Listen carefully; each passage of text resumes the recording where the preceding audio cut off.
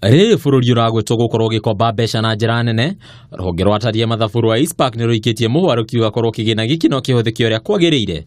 Bururi no ukinyaniria mibango ya gwira kigina giki gikoragwo giathiriirwo na mathire mothe marihike hatari nditi o yothe. Kuringana na murugamiriri wa ukinyaniria ruhonge-ini ruru Mbugua Njoroge, kigina kiria kiumanaga na thire no kirutithio wira uria kwagiriire, korwo ungumania no uninwo kaimana. Thire wa Kenya muthe uyu urugamire gicunje gia 56.6% against GDP.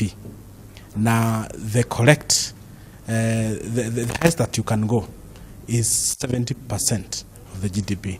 Kwa tutigetie ogacunje kanini muno toko tugikinyia red line. Kiuria kinene ni kana hi ngombo niyo njiriria njega muno ya gutwarithia bururi na mbere. No tuwe ngombo, no ngombo icio citumirwo kuringana na uria ciagiriire.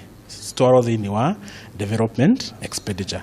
Itikatwarwo gwi kindu gitagwo recurrent expenditure ati nizo turariha mishara kana kuriha mathire. Mwena-ini wake muikariri giti wa ngwataniro no Julius Mwatu nionanitie mwihoko wake na gukinyaniria gwake no kigia thirikari makiria kiromerera kugacirithia honge inya nene cia uthii wa nambere hari miaka 5 yukite. I think maybe the bigger discussion is the implementation of those audit recommendations which the Auditor General keeps on talking about. Ease of doing business kana uhuthu wa kuruta biashara thiini wa bururi wa Kenya ni ugacirite kuuma namba kuma over 100 nginya namba 80.